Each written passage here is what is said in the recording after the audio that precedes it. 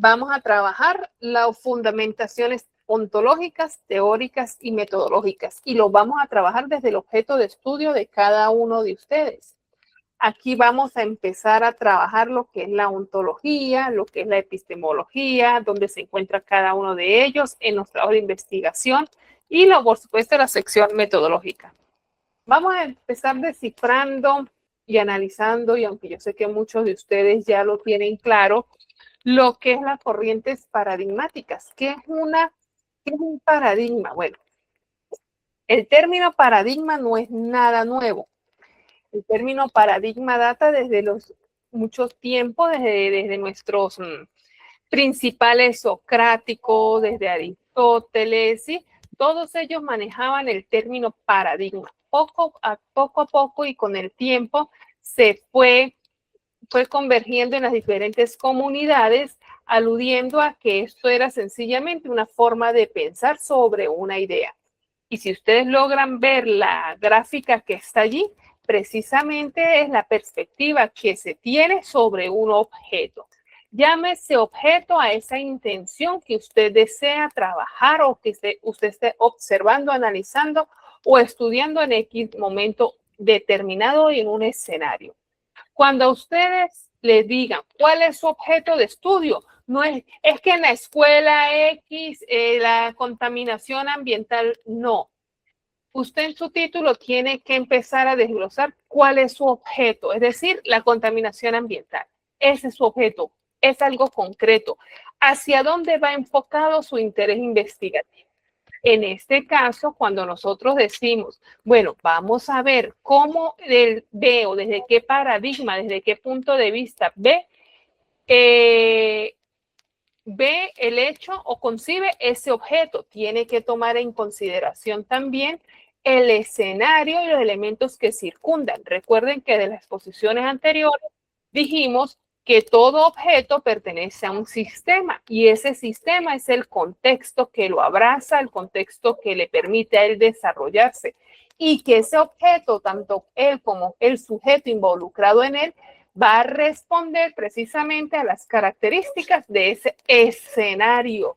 Entonces, ese objeto tiene que corresponder, y esa visión paradigmática tiene que corresponder a la realidad de esos sujetos en ese escenario.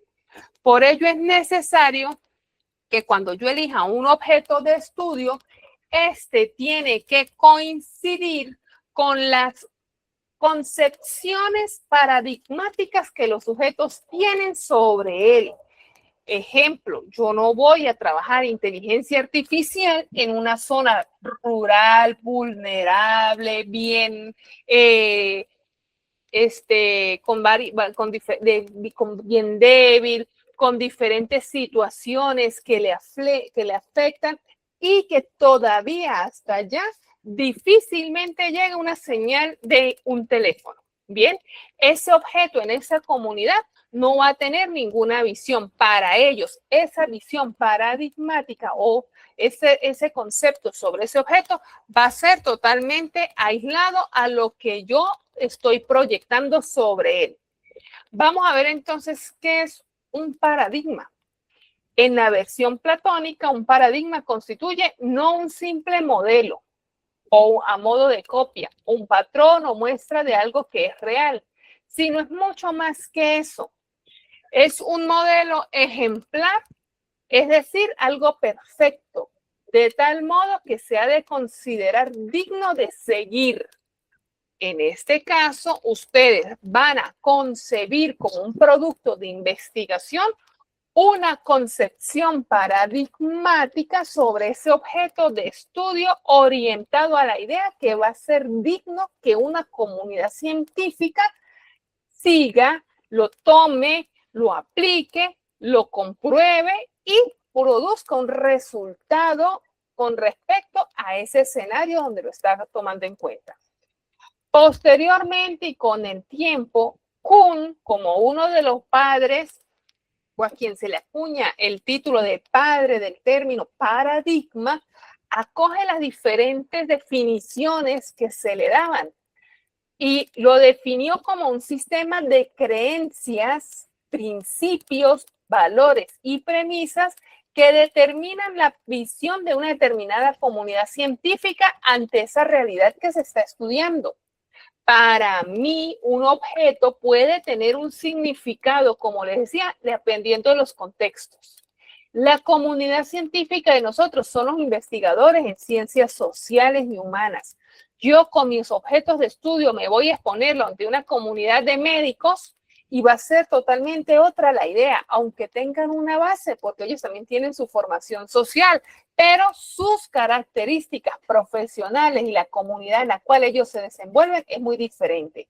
Si yo voy a una conferencia de médicos, obviamente no voy a entender la mitad de lo que ellos están diciendo, porque mi preparación no es en ese campo. Entonces, esa visión paradigmática sobre esos objetos es totalmente diferente. Ya allí no podemos decir que compartimos esa misma línea. El tipo de preguntas y problemas que es legítimo estudiar, así como también va a regir los métodos y técnicas válidos para la búsqueda de respuestas y soluciones.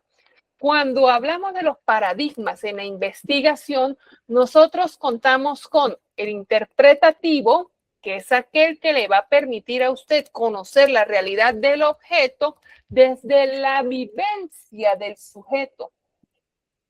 El positivista, que es aquel que le va a permitir conocer el estado del objeto con respecto a la opinión y al dato recolectado desde la información o desde lo suministrado por el sujeto a través de una estadística. Y también tenemos el paradigma sociocrítico, que es aquel que busca la transformación de esa realidad social. Esos tres paradigmas son lo básico que nosotros utilizamos en la investigación. Recuerden que ustedes ahora tienen que adentrarse en la investigación científica y utilizar solamente los paradigmas que en la investigación científica se emplean. Algunos dicen, profe, yo voy a utilizar un enfoque mixto. Tiene la opción de decir que su paradigma va a ser un paradigma, un pragmático, o los estudia por separado cada uno de estos enfoques. Bien, estos paradigmas le van a indicar a usted en la investigación desde un principio cuáles son las técnicas, cuáles son los métodos, cuál es el procedimiento que voy a aplicar. Pero ahora, acá viene la pregunta, ¿quién me indica qué paradigma seguir? Pues le va a responder esto el objeto de estudio. Y una vez que usted tenga claro qué quiere estudiar, a quién va dirigido ese estudio, quién me va a dar la información, yo podré definir qué paradigma, qué enfoque y desde allí los métodos, las técnicas y demás procedimientos. Si yo tengo una población grande y mi intención es medir, pues yo me voy por un paradigma positivista con un enfoque cuantitativo. Si yo voy a utilizar la interpretación de una vez desde el título, desde la visión ontológica, yo me voy por un paradigma interpretativo. Si busco transformar, mejorar, yo me voy por un paradigma sociocrítico. Y así y en este orden yo voy enfilando mi discurso desde el título. Recuerden que cuando hablábamos de la teoría de la complejidad, hacíamos alusión que ella responde a un sistema concadenado de acciones, que no hay nada lineal, pero que tampoco nada se da al azar, que una sección tiene que ver con la otra. Bueno, desde aquí vamos a empezar a partir del hecho que el título tiene relación, ya vimos, con la selección de ese paradigma. Vamos a tener la relación con los objetivos y así siguiendo de acuerdo a lo que vamos a desarrollar en clase. En la investigación científica hay tres tipos de fundamentaciones. Según Guban y Lincoln en el año 90, las clasifica en lo ontológico, que tiene que ver con la descripción del ser, es decir, de ese fenómeno, la realidad, lo que está sucediendo y lo que se vive desde el objeto de estudio. Tenemos lo epistemológico, que es cómo ese paradigma permite que el objeto emerja, evolucione y se adapte a la realidad que se está estudiando. Aunado a ello, cuáles son aquellas corrientes científicas que le dan fuerza y apoyo a ese objeto. Ella se va a encontrar en la sección número 2, aunque hay autores que lo estilan colocar en la sección número 3. Y la fundamentación metodológica, que es aquella que le va a indicar a usted, investigador, cuáles son los pasos a seguir, es decir, la metodología para dar respuesta a esos objetivos planteados en la sección número 1. ¿Cómo los voy a encontrar distribuidos en la investigación?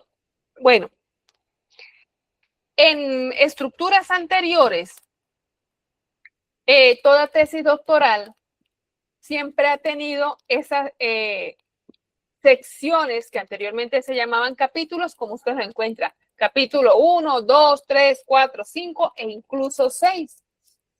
Siempre lo han tenido. Y estas fundamentaciones se ubicaban en un apartado después de los antecedentes, es decir, en la sección número 2 o capítulo 2.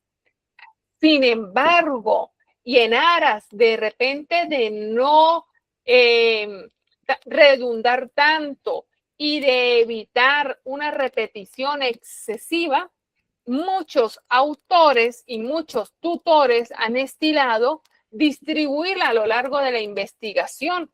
Otros dicen ya no es necesario porque la investigación ha cambiado y pues no es necesario marcarlas, sino desarrollarlas como parte intrínseca del estudio. Entonces, en esa línea vamos a encontrar y a seleccionar la ontológica, que es lo que vamos a trabajar hoy en la sección número 1 o capítulo número 1. Bien, preguntas hasta allí, profesores. Señor, buenas noches. Sí, de hecho, la UNIR utiliza eso que usted acaba de decir. Ellos, por ejemplo, lo que es los antecedentes, ya no los piden punto como tal, sino que se expanda en toda a lo largo y ancho del proyecto. Se va a coger como base un estudio en Ecuador, un estudio en Colombia, un estudio regional y así. No como un apartado exacto como se venía haciendo en la línea del tiempo.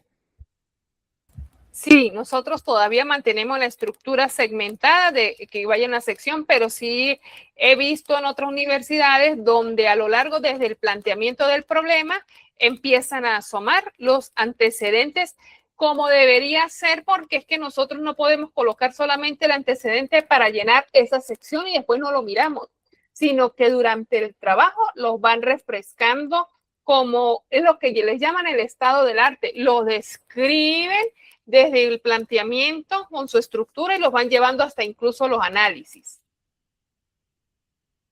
Bueno, vamos a empezar entonces con esa fundamentación ontológica. ¿Quién fue o quién es su autor esencial? Husserl. Y él se enfocó precisamente en dar a conocer el origen del ser. Esta fundamentación ontológica estudia al ser y su existencia en general. ¿Cuál es el ser? El objeto de estudio. Bien, ustedes ya vieron métodos, ¿verdad?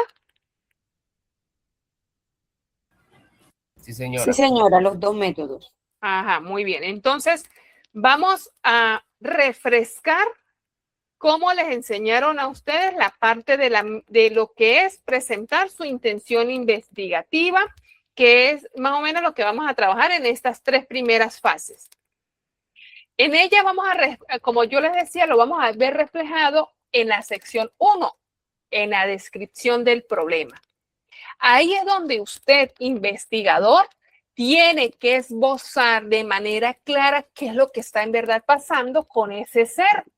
Ahora, si a usted su tutor le dice, vamos a sacar esa visión ontológica en el capítulo 2, allí debe profundizar aún más. Bien. Pero acá en el planteamiento del problema tiene que dejar claro cuál es la realidad de ese ser. Aunque de repente no en extensión de páginas, pero sí debe quedar claro qué es lo que usted quiere estudiar. Que yo agarre la tesis del profesor Jean Paul y yo diga, bueno, aquí está el objeto de estudio definido con todos los elementos. Ya, no me va a quedar ninguna duda. ¿Qué es de él? ¿Qué pasa con ese cerco? ¿Por qué reacciona de esa manera? ¿Qué lo está afectando? Para hacer eso, y como yo le indico, él se va a encontrar en esta sección que se titula Planteamiento del problema. Ese planteamiento del problema, sección 1, se va a dividir a su vez por elementos como el problema como tal, que es donde usted va a desarrollar al objeto, las preguntas de investigación, los objetivos y la justificación e importancia. Nosotros con viabilidad, factibilidad, no trabajamos en el planteamiento del problema.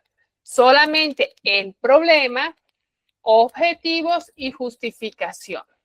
El planteamiento del problema tiene que tener ciertas condiciones y usted acá las vamos a empezar a trabajar. El planteamiento del problema, como ustedes lo ven acá, se divide, déjenme buscar, se divide en 2 grandes dimensiones y en 3 niveles. Ya les voy a compartir otro material para que les quede más fácil. Y ahorita volvemos a esta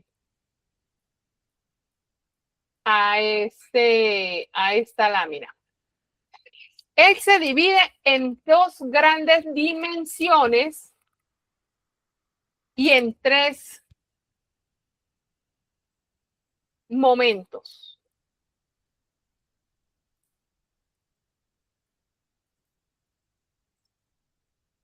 Aquí lo logramos ver. ¿Me avisan? Sí, ¿verdad? Sí, señor. Tenemos el deber ser y el ser. No marcados como títulos, sino usted lo va a desarrollar en el discurso.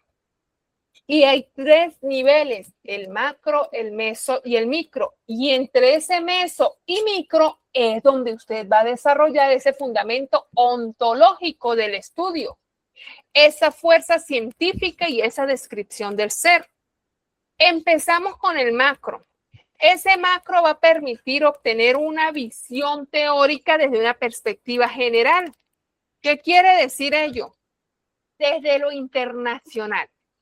Si yo estoy trabajando con desigualdades, con inclusión educativa, con personas con necesidades especiales, con el uso de las TIC, yo tengo que buscar cuáles son las categorías que desde lo general me va a permitir llegar al problema.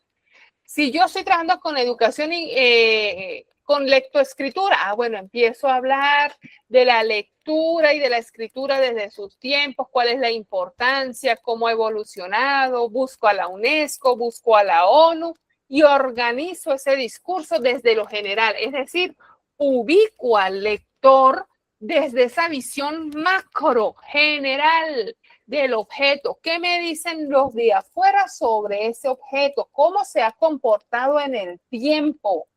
Todo lo ideal, por eso se llama deber ser.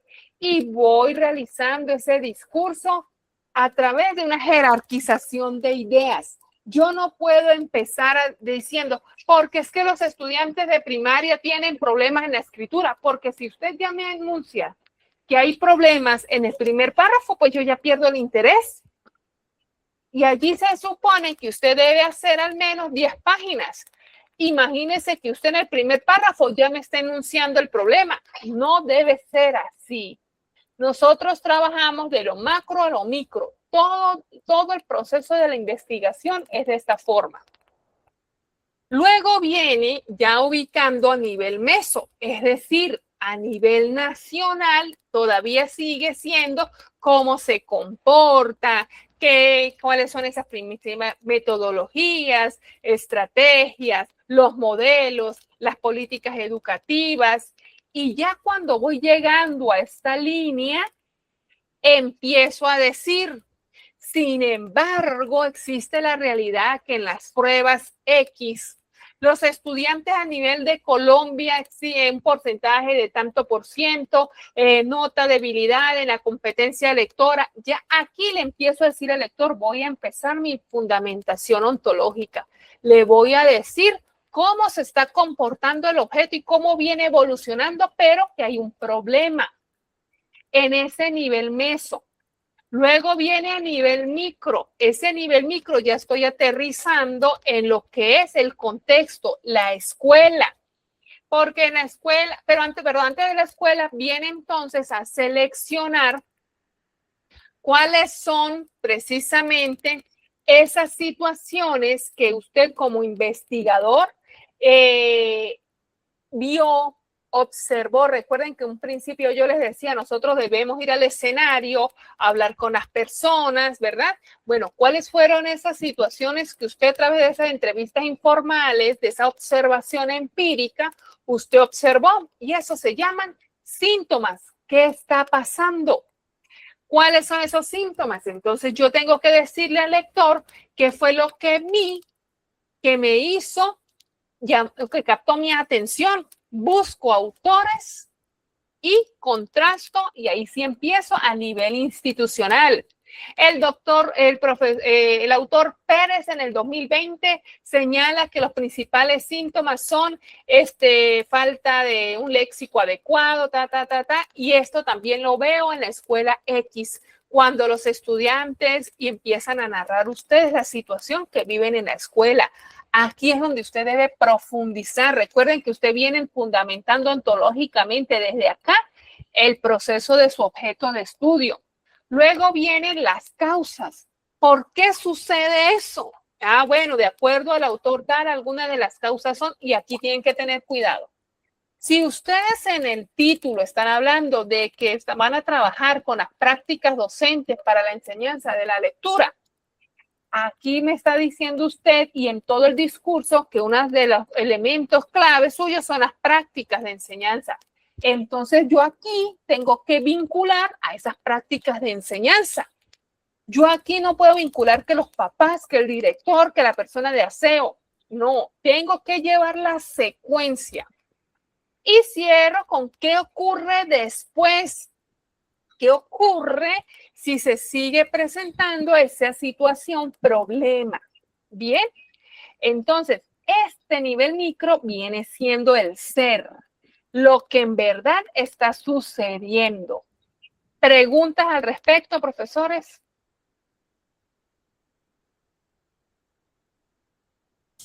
Sí, señor, dígame, profesor Oscar. Doctora, ese que ocurre luego, evidentemente es como una especie de hipótesis o de postura que finalmente voy a desarrollar en mi tesis para encontrar algo que apoye o que definitivamente diga no, no es por ahí.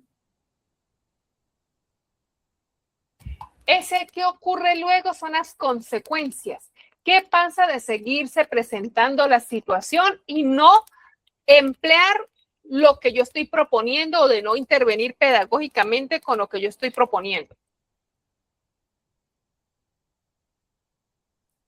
¿Sí? Gracias, doctor. Gracias. Bien. Esto ya debieron habérselo explicado a ustedes, ¿verdad? Ya ustedes sabían este esquema, ya lo manejaban. Cuando hice la maestría, señor, sí, claro. ¿Y ahorita en el doctorado? No, en el doctorado aún no. Primera vez, profe, que nos lo muestra. Sí, Jean-Paul y Catherine, creo que allá por allá en la primera parte, en el introductorio, algo nos mostraron sobre eso, muy superficial, claro está. Sí, muy somero. En Sí, métodos, un suavecito. en métodos también dimos un poquito de lo que fue la descripción del problema, pero fue Sí, muy somero también. Bueno, entonces ustedes tienen que preguntar. Yo les voy a decir lo que siempre les digo. Hubo un grupo que yo les explicaba así como les explico a ustedes por pasitos y me dijeron que era que yo les explicaba como profesora maestra de escuela, pero que a ellos les gustaba así. Entonces yo me quedé con el hecho de ser maestra de escuela para explicar este proceso para que aprendan. Muchas gracias. Está perfecto, profe. Gracias. Si ustedes tienen dudas, pregunten, porque es que esto es lo que les va a acompañar el resto de su escolaridad y hasta la tesis. Bueno, ¿Con qué vamos a cerrar ese problema y esa fundamentación como tal? Con las preguntas de investigación. Y ojo con esto, recuerden que no podemos soltar que esto es un sistema concadenado. Bien, esta formulación de preguntas, acá nos dicen las preguntas de investigación. Esas preguntas de investigación tienen ciertos criterios a seguir y debo tenerlas en cuenta porque a partir de ellas tengo que formular mis objetivos. Si yo aquí tengo 4 preguntas, debo tener 4 objetivos. Quiere decir que yo debo colocar una pregunta para el objetivo general y 3 o 4 preguntas para los objetivos específicos. Esas preguntas, como yo ya tengo visualizado hacia qué paradigma ir, pues deben ir inclinadas para ese paradigma. Si yo voy a elegir un paradigma interpretativo y voy a elegir un enfoque cualitativo con un método fenomenológico, esas preguntas deben ir orientadas a las percepciones, a las construcciones mentales, a los saberes que tienen esos sujetos sobre ese objeto. Dígame, profesora. ¿Qué no le veo? Profe, o sea que eso es lo que se conoce con el nombre de formulación del problema. O sea, acá en la tesis doctoral se llama formulación de la investigación. No sé si creo que fue lo que entendí. Sí, claro, profe. Ella ya como título, sección 1, el problema, planteamiento del problema. Pero cuando nosotros manejamos, le decimos, formule el problema, profe. Ah, bueno, formule el problema, entonces usted empieza a establecer las preguntas. En Colombia, ustedes cierran el planteamiento y le dicen formulación de la pregunta de investigación, que la sacan de la tesis y las hacen en la parte de abajo. Aquí no va a haber ese subtítulo, sino que con ello cierran ustedes ese planteamiento del problema y esa visión ontológica del mismo. ¿Bien? Perdón, doctora, ¿cierra con las preguntas? Cierra con las preguntas. Ya no va a haber más párrafo debajo de esa sección. ¿Bien? Y eso tiene que ver como con los objetivos, así como, o sea, primero se hacen los objetivos, luego se hace el problema y se cierra con la formulación. No, señora. Primero viene el planteamiento del problema, que es todo esto que estamos hablando. Cierra con las preguntas, un párrafo de las preguntas. Luego vienen los objetivos y después viene la justificación. Bien. Las preguntas tienen que ser abiertas. Si usted hace una pregunta y usted misma, objetivamente la responde sí, no, quizás, esa pregunta está mal realizada. ¿Cómo debe ser? ¿De qué manera? ¿Cuáles? ¿Cómo? ¿Cuál es la percepción? ¿Cuál es la orientación? Si yo le digo,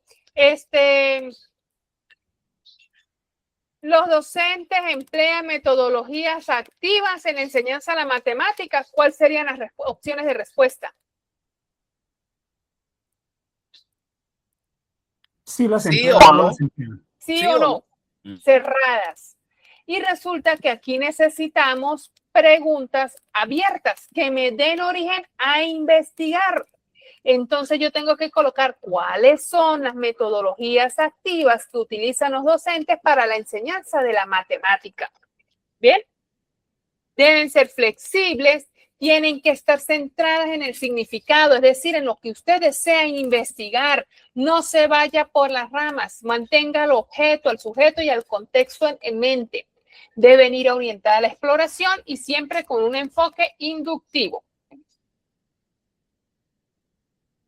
Acá yo les dejo una chuletica, comenzar con cómo, qué, por qué. Ello le va a llevar a la exploración. Allí creo que pueden observar mejor. Evitar preguntas que sugieran respuesta, por eso deben ser totalmente abiertas. Considerar el contexto, y considerar también al contexto y a los sujetos. Ustedes están estudiando un solo objeto. Las preguntas dicen, yo voy a trabajar con estudiantes, padres de familia y docentes. ¿Puede usted hacer la misma categoría debe tener la misma subcategoría, porque si usted está utilizando esa fuente, quiere decir que usted va a hacer una triangulación, pero tiene que ser una triangulación de fuentes, pero sobre ese tema que usted está trabajando.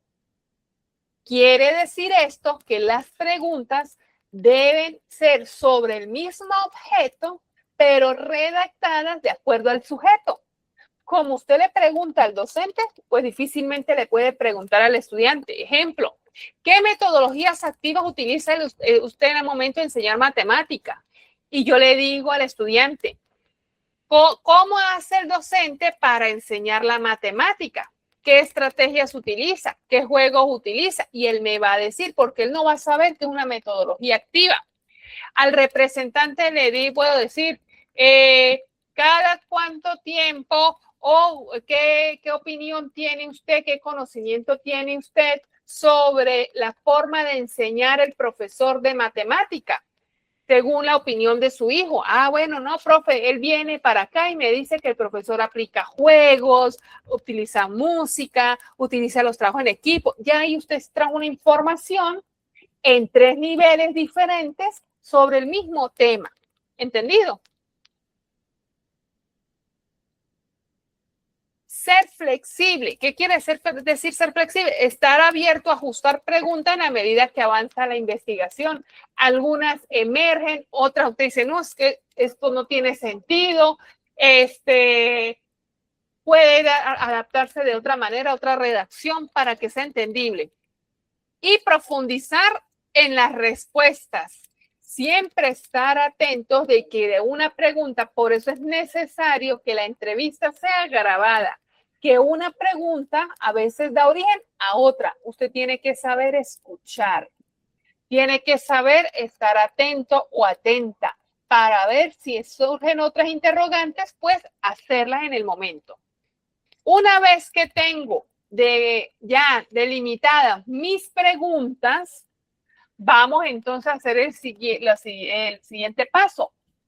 Ya tengo mi objeto y ya lo describí, ya le di su fundamentación ontológica. Hago las preguntas. Y esas preguntas son las que me van a conducir a los objetivos. Ejemplo, ¿cuál es el número de becarios según las distintas regiones del país? Mi pregunta específica número 1. Y en ese mismo orden van a ser mis objetivos específicos. Objetivo 1 para esa pregunta, determinar el número de becarios según las distintas regiones del país. ¿Qué fue lo que cambió allí? ¿Qué cambió? Pasó de un interrogante a un infinitivo, a un verbo infinitivo. Le agregó el verbo. Si ustedes ven, no cambia más nada, sino el verbo y la acción de la pregunta, más nada. ¿Qué quiere decir? Que tiene que haber una corresponsabilidad. Y estas preguntas tienen que estar en torno a lo que yo describí en el objeto de estudio, en el planteamiento del problema. Yo allá no puedo estar hablando de inclusión educativa y aquí estar hablando de tecnologías cuando no tengan nada que ver. ¿Bien? ¿Preguntas, profesores?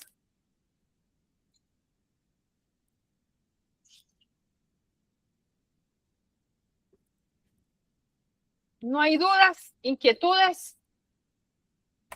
No, señora, hasta el momento todo claro. Para mí. Yo creo, doctora, que van emergiendo en la medida que vamos tratando de construir, ¿cierto? Bien, entonces les voy a mostrar, vamos a mostrar un ejemplo. Ustedes de igual manera pueden ingresar al repositorio. Allí hay diferentes trabajos de grado para que ustedes puedan orientarse. Igual yo les comparto las presentaciones, no hay ningún inconveniente. Acá tenemos un ejemplo. Esta persona está trabajando sobre emociones. Entonces ella empezó hablando sobre la importancia de la educación, creo que era las emociones en la formación del docente. Aquí habla de la capacitación docente, habla un autor en forma general. ¿Sí ven? Ese es el deber ser, o sea, lo ideal. Es bueno hacerles saber que las fuentes que ustedes utilicen tienen que ser lo más nuevo posible. Traten que sean del 2020 en adelante. Tienen que citar a Piaget, a Vygotsky, bien. Tienen que citar una teoría, un apartado científico, lo pueden hacer. Pero lo que son definiciones, citas, es importante que busquen lo más nuevo que tengan de cada tema, porque es que ya se han estudiado mucho sobre los temas. Luego viene el ser. Ella empieza aquí, no obstante, y a pesar de la relevancia, se ha observado y empieza a hablar sobre los problemas de salud laboral, empieza acá a hablar otra vez sobre, aquí tiene un autor, sobre los elementos que influyen, ya dejó lo bonito. Es decir, ya aquí empieza a explorar lo ontológico desde el ser, lo que está pasando a nivel general, ¿sí? No en su institución. Ya aquí señaló los síntomas, mire, ya ella habló aquí de qué es lo que siente, manifestaciones de estrés,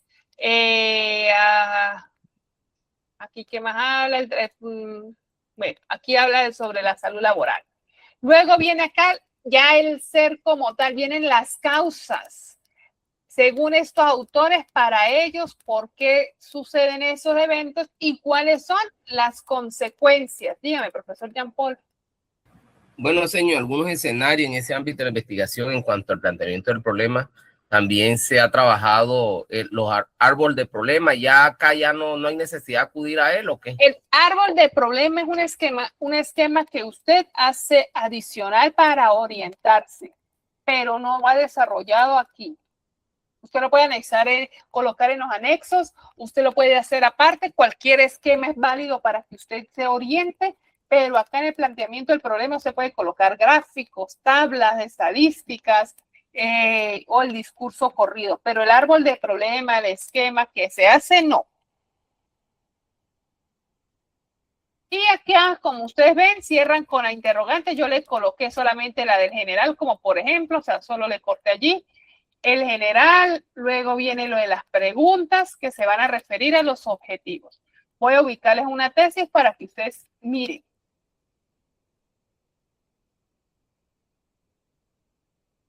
Bien, acá tenemos las interrogantes de un trabajo de investigación.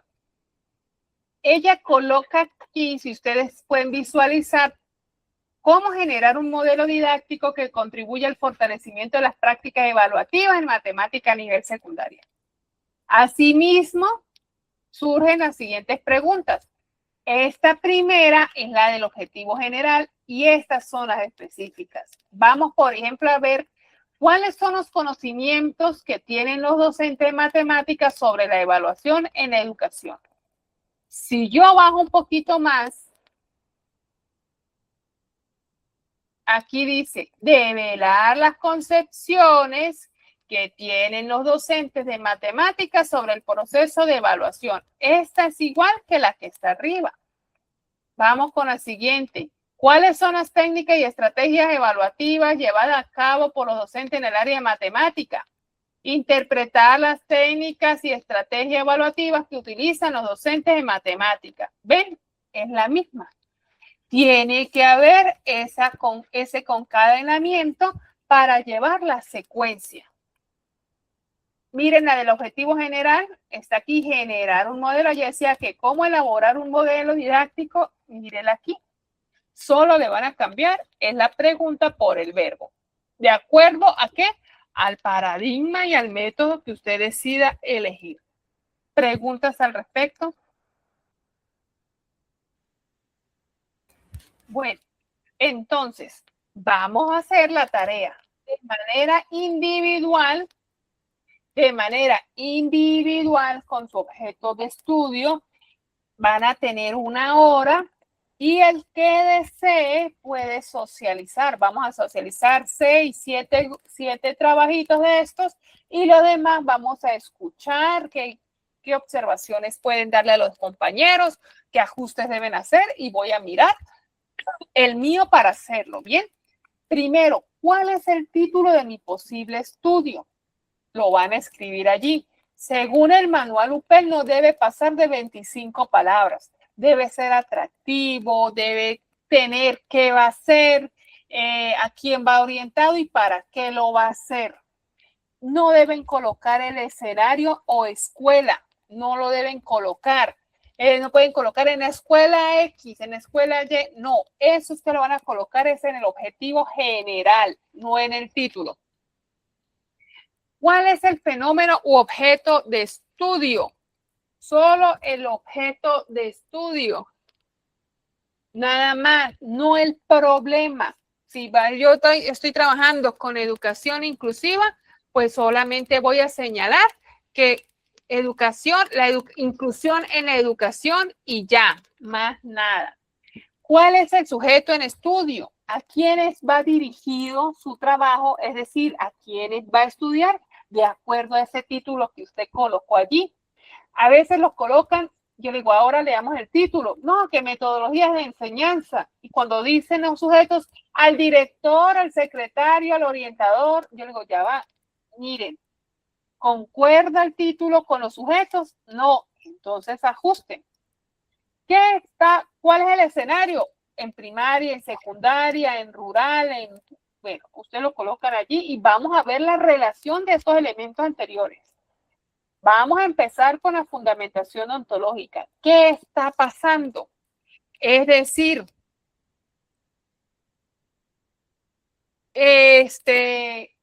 ¿cuáles son esos elementos que desde su óptica como investigador le dijeron hay un problema sobre este tema y es necesario que usted lo estudie? ¿Cuáles son esos síntomas? ¿Cuáles son esas posibles causas? Allí yo le coloqué que buscar una cita, no. Vamos a colocar solamente cuáles son esas causas. Recuerden que esos síntomas y esas causas tienen que ver con esos elementos que antes hicieron, es decir, con el título, con los sujetos, con el contexto, porque si usted me va a hablar de las prácticas docentes, no es solamente señalar a que el estudiante tiene mal rendimiento. Vamos a ver qué es lo que está pasando. ¿Y qué podría pasar si sigue este problema? Es decir, las futuras consecuencias. Ese es el primer cuadrito. Y el segundo cuadro van a desarrollarlo preguntas y objetivos. Pregunta general acá. El objetivo general acá. Pregunta específica número 1, objetivo específico número 1. Pregunta específica número 2, objetivo número 2. Pregunta número 3, objetivo número 3. Profe, yo tengo más, pues agréguenle aquí abajo. Debo decir que yo me basé en un trabajo que habíamos hecho en métodos, en método 2. Y de ahí saqué algunas cosas que sirvieron para dar respuesta a este ejercicio. No sé si lo amplío un poquito más o ahí está bien. Se ve bien, profe. Bueno, entonces, a la primera pregunta, ¿cuál es el título de mi posible estudio? La respuesta es mediación de la IA en el desarrollo del razonamiento matemático en el contexto de educación media. Y yo quiero comentar que tuve alguna duda, porque pues le escuchamos, doctora Blanca, que pues lo mejor no es especificar el contexto en qué, por ejemplo, en el colegio o en una zona específica de una ciudad, no sé. Entonces, ahí tenía duda con respecto a eso. Lo otro, ¿cuál es el fenómeno de estudio? Pues el razonamiento matemático. ¿Cuál es el sujeto en estudio? Los estudiantes y docentes de matemáticas. Ahí también tuve duda, no sé si involucrar la IA como sujeto. ¿Cuál es el escenario? Educación media en la zona de Usaquén, en Bogotá, Distrito Capital, específicamente en el Colegio Toberín, institución educativa distrital. ¿Qué está pasando que le indica el problema? Entonces, de acá había cositas, como digo, en el trabajo que habíamos hecho en métodos, donde habíamos ubicado algunas cosas relacionadas con esto. Entonces yo escribí, basado en las intenciones expuestas en el marco de competencias para docentes en materia de la IA UNESCO 2025, es imperativo promover investigaciones a nivel local que puedan, en el mejor de los casos, respaldar el replanteamiento de la relación estudiante-docente en los procesos de aprendizaje-enseñanza, en particular del razonamiento matemático. Eso lo dice ahí la UNESCO.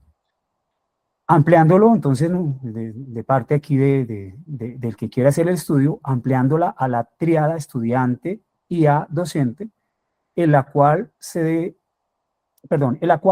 han de desarrollar redefiniciones, deconstrucciones y construcciones de los roles que deben desempeñar estos actores, en beneficio de propósitos mayores como, y ahí pues hago la cita de la UNESCO, el fortalecimiento de la capacidad humana y de la promoción de la sostenibilidad. Entonces, amarrado a eso, con base en observaciones empíricas sustentadas en experiencias primarias, se puede advertir que es muy probable encontrar comunidades educativas vulnerables, posiblemente inconscientes de las consecuencias que trae el impacto de las IA generativas en sus procesos de aprendizaje, especialmente si los productos generados por su uso resultan ser falsos o plagiados.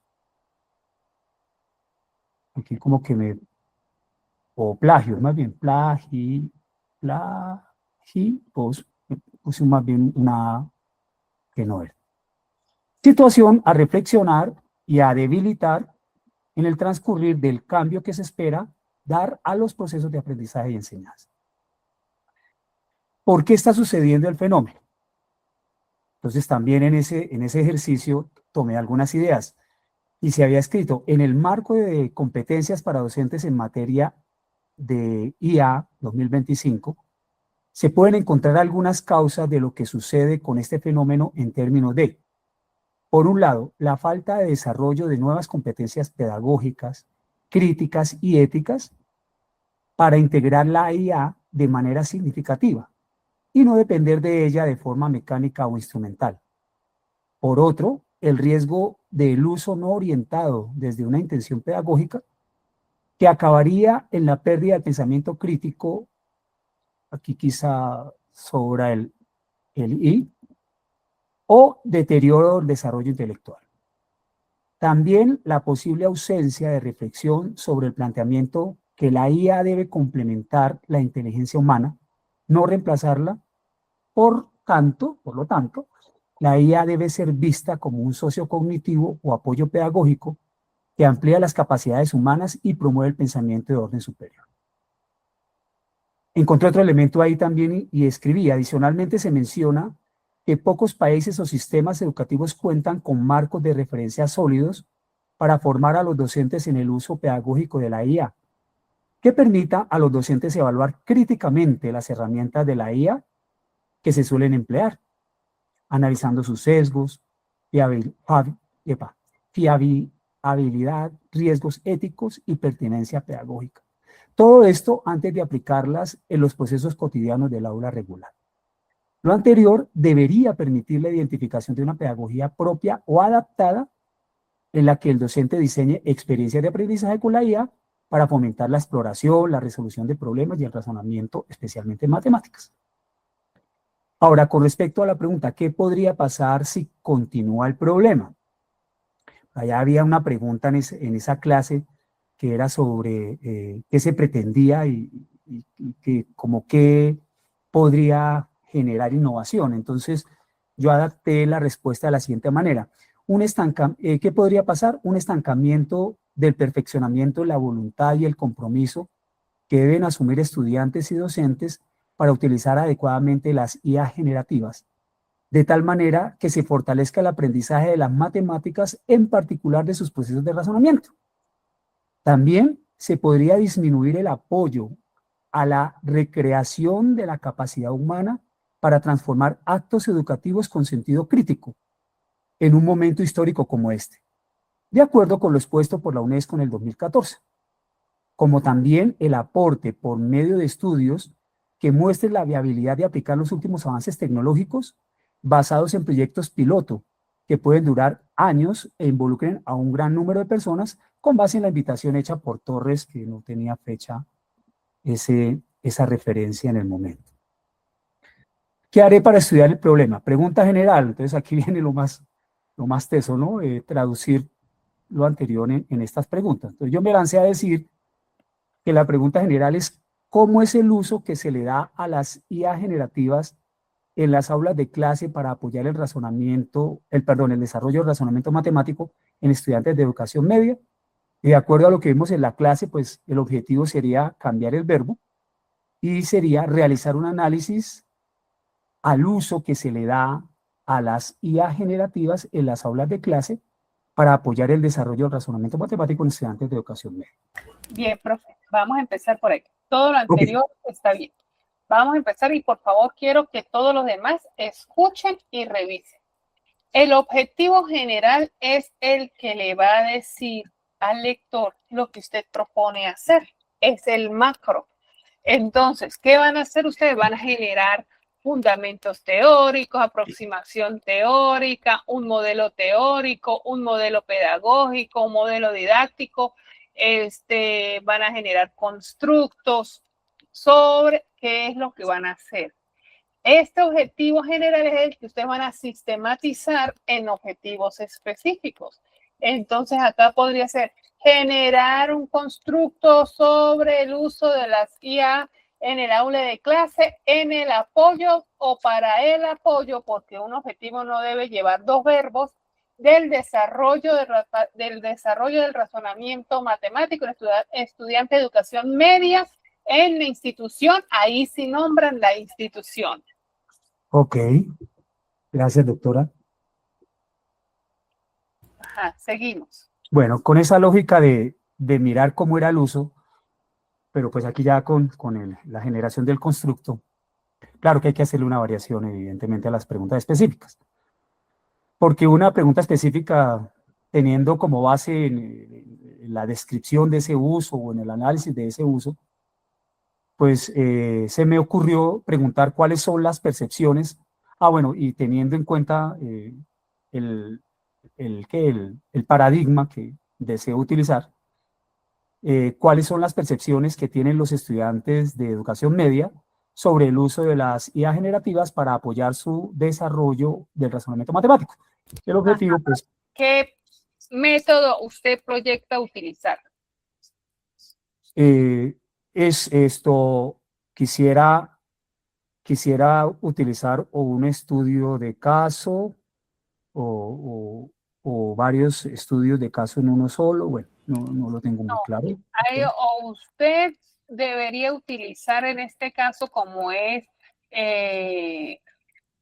sobre el uso, usted pudiera utilizar la etnografía que tiene que ver con las aplicaciones, pudiera utilizar la fenomenografía, pudiera utilizar la etnometodología, pero los estudios de caso no, profe, porque usted recuerde que van a convalidar y el estudio de caso le colocan obstáculos para convalidar.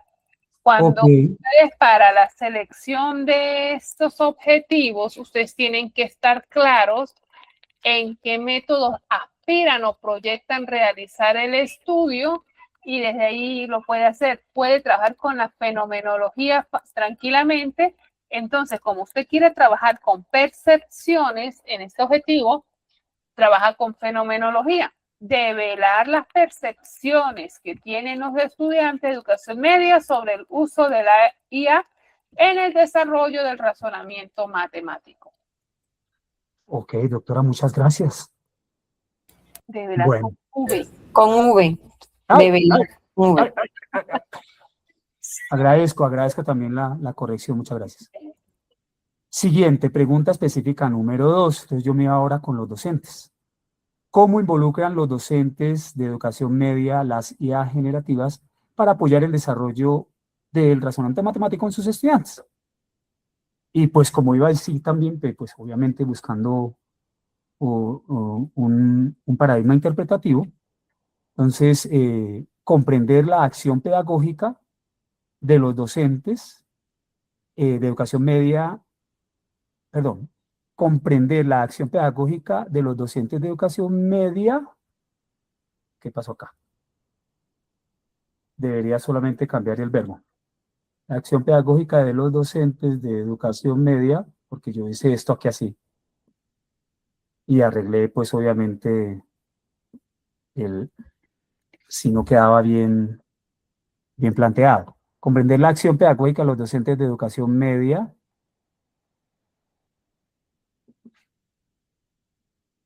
que le dan a las IA generativas para apoyar el desarrollo, el razonamiento matemático en sus estudiantes. Bueno, algo parecido. Y la pregunta específica número 3, dado que debe haber una percepción del estudiante y del docente, también se deben dar algunas condiciones.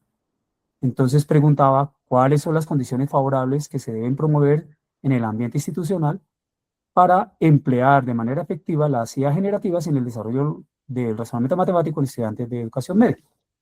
Y al cambiar el verbo, escribí identificar las condiciones favorables que se deben promover en el ambiente institucional para emplear de manera efectiva las IA generativas en el desarrollo del razonamiento matemático en estudiantes de educación media. Aquí sería describir las condiciones favorables que deben reunir o que pueden promoverse o que deben promoverse en el ambiente institucional para el empleo de manera efectiva. Recuerden que tienen que cambiar esos verbos. Ok, doctora. ¿Y el último objetivo cuál es? Ese fue el tercero y último que yo propuse.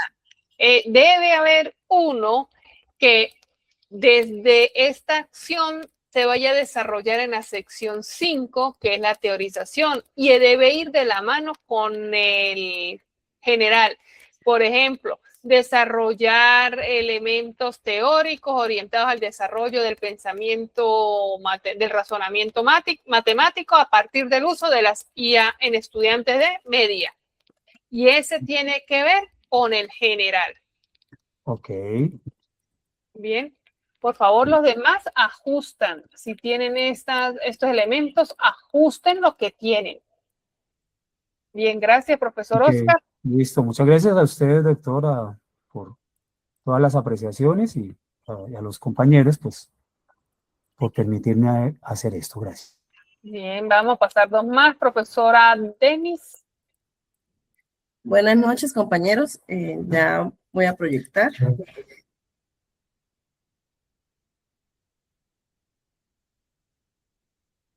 ¿Observan? Ya la... Sí, señora. Sí, señora. Bueno, compañeros, doctora, yo hice el ejercicio, pues, teniendo en cuenta más mi experiencia como docente. La verdad, pues, no hice citas, sino, pues, las preguntas las respondí de acuerdo a lo que hasta el momento, pues, yo he podido evidenciar en mi contexto. Entonces, la primera pregunta que dice, ¿cuál es el título de mi posible estudio? Coloqué fundamentación teórica para el desarrollo de competencias ambientales en la formación de estudiantes de media académica. Aquí, ¿cuál es el fenómeno de estudio? Lo entendí como el objeto de estudio. Serían las competencias ambientales. ¿Cuál es el sujeto en estudio? Sería entonces los estudiantes de grado 10º y 11 y docentes que orienten ciencias naturales. ¿Cuál es el escenario? Sería en el Colegio Santos Apóstoles, que queda en la ciudad de Cúcuta, en donde, ¿qué está pasando?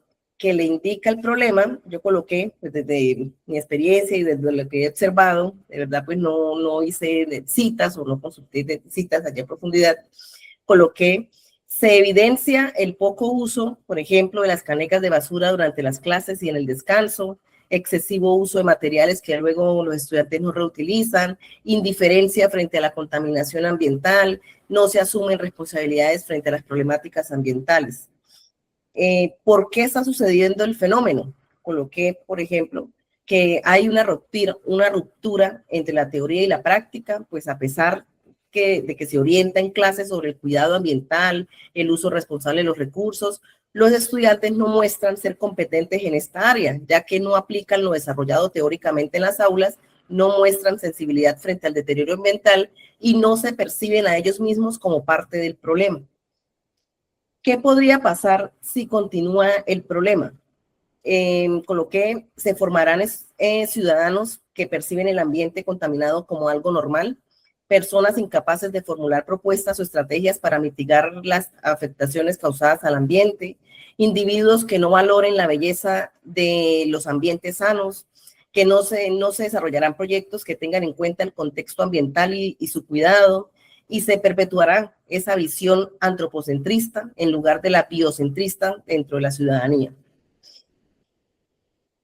En cuanto a los objetivos, bueno, la pregunta general coloqué, ¿cuáles son los referentes teóricos, pedagógicos y éticos que deben fundamentar el desarrollo de competencias ambientales para promover una formación integral?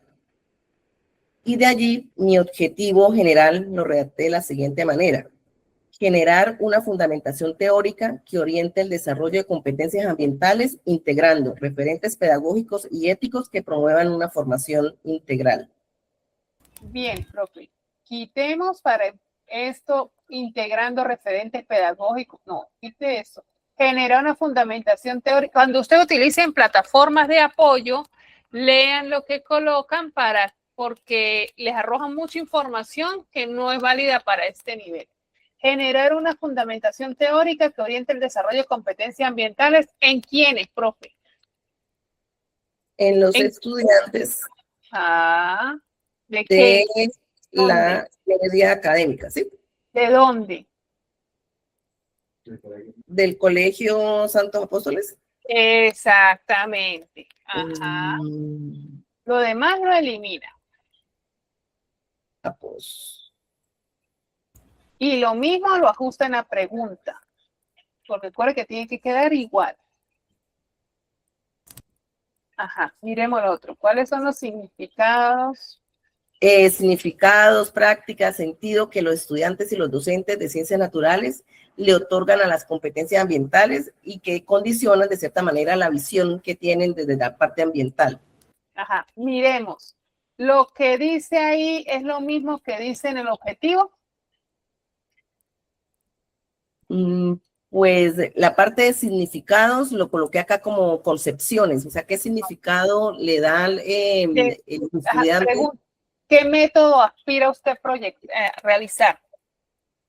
Desde la parte interpretativa, quizás. Ese es el paradigma. Ajá. ¿Qué método? Lo estoy pensando, no sé si de pronto sea el fenomenológico. Pudiera ser, pudiera también trabajar con teoría fundamentada, porque está trabajando usted con fundamentación teórica. Entonces podría dejarlo ahí, caracterizar las concepciones sobre competencias ambientales en los estudiantes de media técnica, hasta ahí. Esto lo demás, esto no va. Y eso mismo lo ajusta en específico. ¿Y se colocaría ahí también que es del Colegio Santos Apóstoles o ya? No, en específico no es necesario.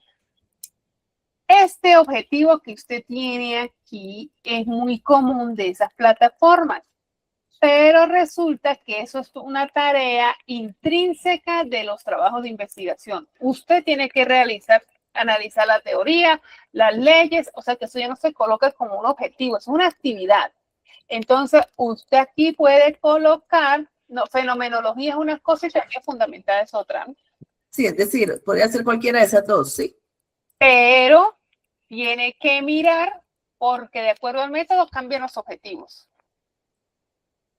Entonces usted necesita que se aclare cuál va a aplicar para que usted pueda diseñar los objetivos.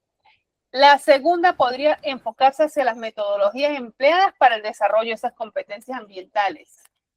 Y ese último, de igual manera, tiene que ajustarlo de acuerdo al general como lo hicimos en el ejercicio pasado.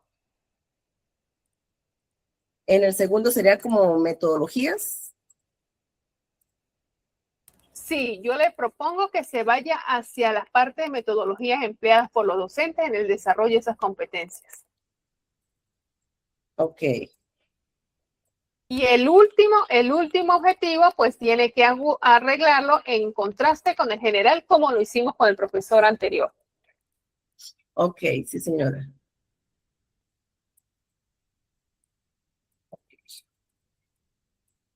Vale, profe, muchísimas gracias. Bueno, vamos con el profesor Jean Paul.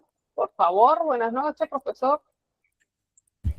Así como lo hizo la profesora Denis, sin colocar citas, es válido, porque este es un ejercicio. Ya cuando ustedes vayan a trabajar su planteamiento, ahí sí sustentan. Pero acá me interesa más la percepción de ustedes para poder saber que tienen claros los elementos.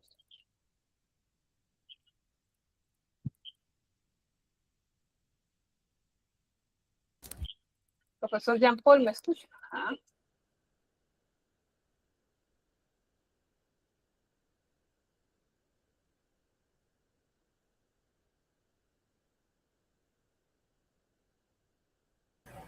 Buenas noches, señor, compañeros. Bueno, ya vamos a...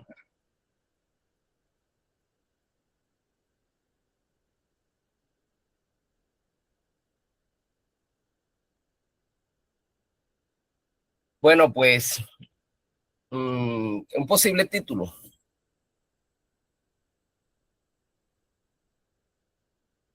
Creo que incurrí aquí también con lo de los dos verbos, me quedó sonando, sí, incurrí en ese error de los dos verbos. Entonces el título dice aquí, configuración de un modelo de gestión de aula pertinente para la superación de la disrupción escolar desde las voces estudiantiles en contextos rurales de exclusión económica. Bien, profe. ¿Dónde dice usted los dos verbos? Ahí puede colocarlos. Bueno, vale. Pues. Bórrele ese puntico que está ahí porque corta la idea. Ese puntico que dice estudiantiles, bórrele el puntico y deja lo demás.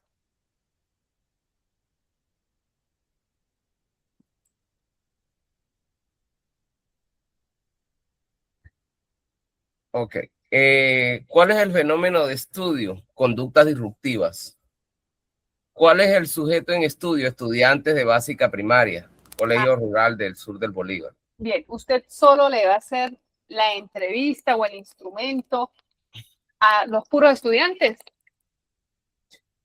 No, pero el grueso de la investigación va focalizada en los estudiantes, sí, pero hay que vincular a los docentes y los padres de familia. Ajá, ellos deben aparecer ahí en los sujetos, profe. Así la mayoría sean los estudiantes, usted tiene que colocar ahí a todos. Bueno. ¿Cuál es el escenario? Colegio rural con un alto índice de pobreza. ¿Qué está pasando? ¿Qué está pasando que él indica el problema? Dice que los estudiantes están asumiendo comportamientos inadecuados dentro del aula, los cuales obstaculizan el proceso de enseñanza y por ende el aprendizaje.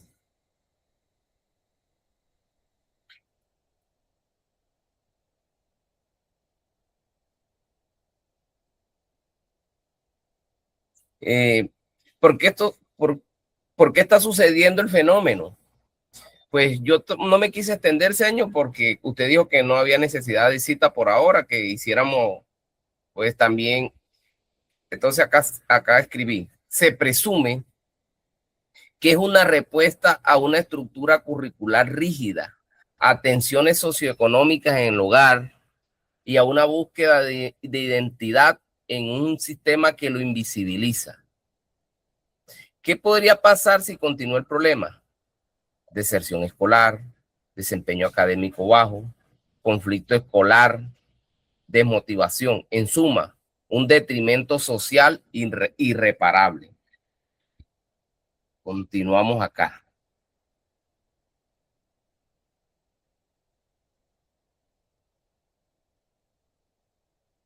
Pregunta general. ¿Cómo configurar un modelo de gestión de aula para la superación de la disrupción escolar desde las voces estudiantiles en contextos rurales de exclusión económica? Entonces el objetivo general quedaría diseñar un modelo de gestión de aula para la superación de la disrupción escolar desde las voces estudiantiles en contextos rurales de exclusión económica. General. Objetivo específico. En cuanto a la pregunta, dice, ¿qué estrategias y técnicas didácticas utilizan los docentes para optimizar los procesos de enseñanza y aprendizaje? El primer objetivo específico que haría, identificar las estrategias y técnicas didácticas que utilizan los docentes para optimizar los procesos de enseñanza y aprendizaje. El segundo objetivo dice, en cuanto a la pregunta, ¿cuáles son las necesidades insatisfechas por las que solicitan los educandos o los estudiantes? El segundo, entonces, en cuanto al objetivo que haría, determinar las necesidades insatisfechas por las que solicitan los educandos. La tercera no alcancé a responderla porque me puse a escuchar las sugerencias que usted muy bien estaba dando, entonces por eso no las respondí. Por mi culpa no responde la tercera. Bueno, No. O sea, no me dio tiempo no me dio tiempo hasta cuando usted empezó a explicar. Y no me echen culpa de nada, por favor. Vale. Vamos a los objetivos, profesora, por favor. ¿Perdón? Suba los objetivos. Ok. Bien. Como usted lo tiene, que quiere hacer un modelo, su paradigma sería el sociocrítico con el enfoque cualitativo. Ustedes saben que él corresponde allí, pero Bien. con el método de investigación-acción. Ah, sí, porque vincular a los padres, a los niños No, y a... es un modelo. El modelo usted debe ejecutarlo, obviamente, y lo debe validar, así como cuando ustedes vayan a validar el instrumento, debe ser evaluado por 3 personas igualmente. ¿Bien? Ok. Entonces, los objetivos hasta el momento los lleva bien. El último, pues ya sabe usted que debe ir vinculado al general. Sí, señora. ¿Sí? Bien, profe. Vale, ok, gracias. Bueno, gracias, profesor Jean Paul.